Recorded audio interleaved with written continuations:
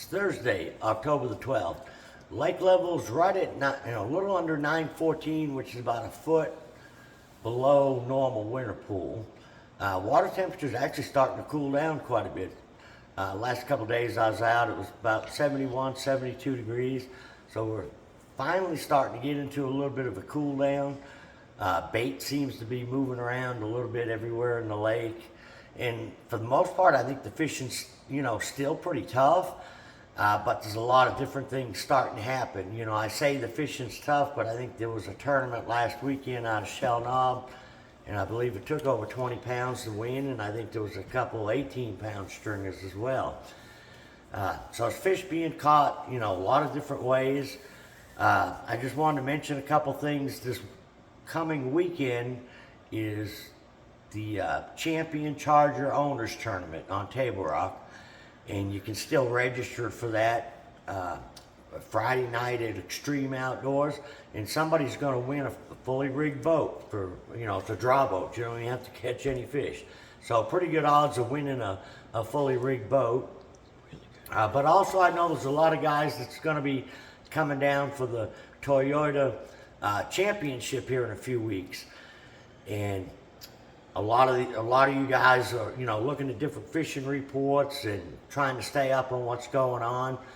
But you can watch the results from the Ultimate Challenge or the Champion Charger Owners event live on Facebook. And then the following weekend is a Ozark Mountain Team Trail Championship, which will be a 2-day event.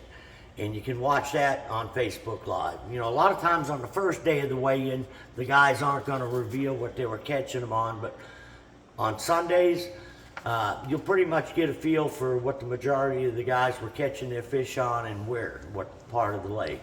Also, Extreme Outdoors is having some really good sales this weekend.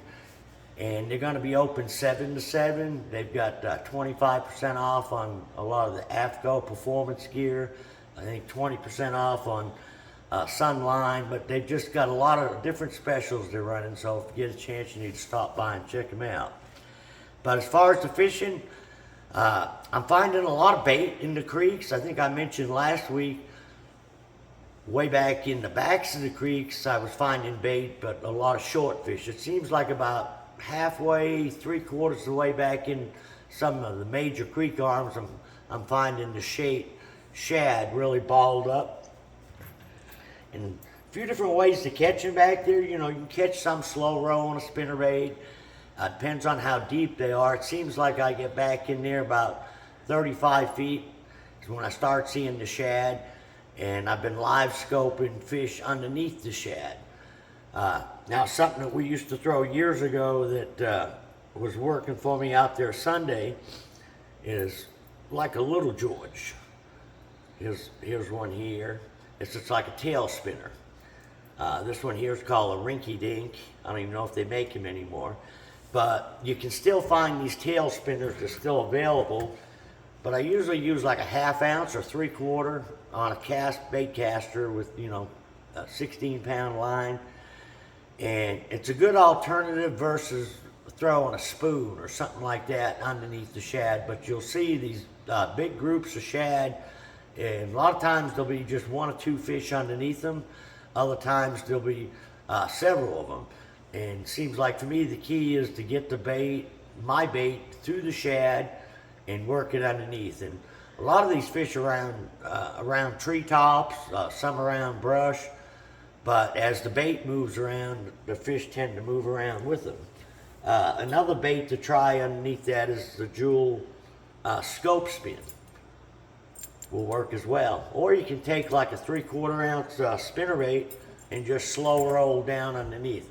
It's kind of a patience deal. I mean, you gotta be on the trolling motor, moving around quite a little bit, but it can have good rewards. You can catch some good fish doing that, and I am finding some better quality fish underneath that bait in the creeks.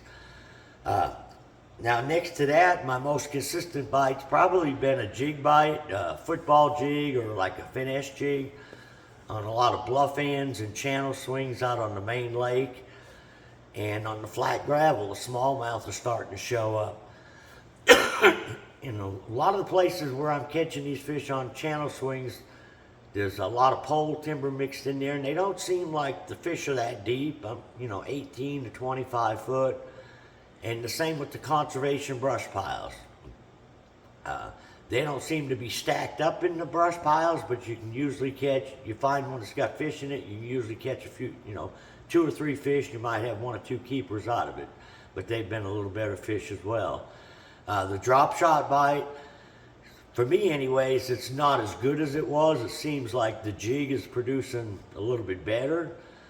And a lot of the flat gravel points, down in the Kimberling City to the dam area, especially if it's got deep water on one side, I'll start throwing that jig. I like to throw, either half ounce, half to 3/4, 5/8 is a good all-around football jig size to throw.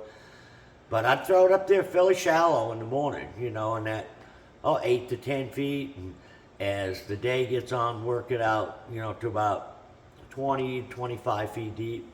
And a lot of the colors that seem to be working good are just standard colors like a PB&J, green pumpkin with a little purple flash, and using like a Strike King baby raised craw or a Zoom speed craw for a trailer. Anything in the green pumpkin and watermelon, color seems to be working. But another thing, don't be afraid, especially if it gets real slick, pick up a little Ned rig on that flat gravel stuff, and use either a little TRD worm or like a Z-Man craw. I'm smallmouth like them little Ned baits. Especially like say when it gets real slick, high sky.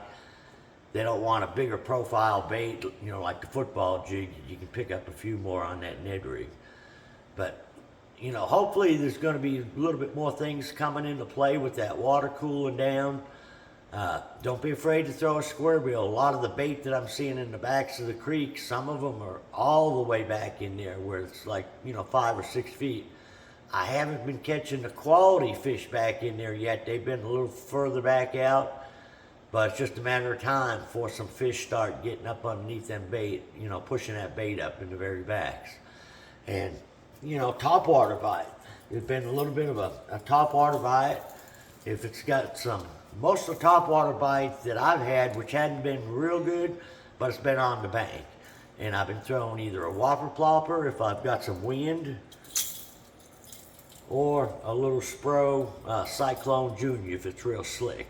You got to cover a lot of water, and it seems like the rock transitions are working a little bit better for me, where it goes from ledge rock to a gravel. A lot of the areas that I've been keying on is little pockets right off of the main lake or the main river. Some of them may not go back in there too far. Some might go back, have 2 or 3 docks in there. But it seems like where it goes back in there, starts to shallow out, where that rock changes from bigger rock to gravel. Seems to be, what few whopper plopper fish I'm catching, but they're better fish. So I think everything's, it's typical fall fishing. Seems like you got to be on the move, changing up. It's almost like junk fishing. You might, pick up a bait and fish it 25 or 30 feet, or you might pull up on the bank and, catch one on a plopper. It just seems like, whatever side of the lake the wind's blowing on, that's what I'd key on with the whopper plopper or even a spinnerbait.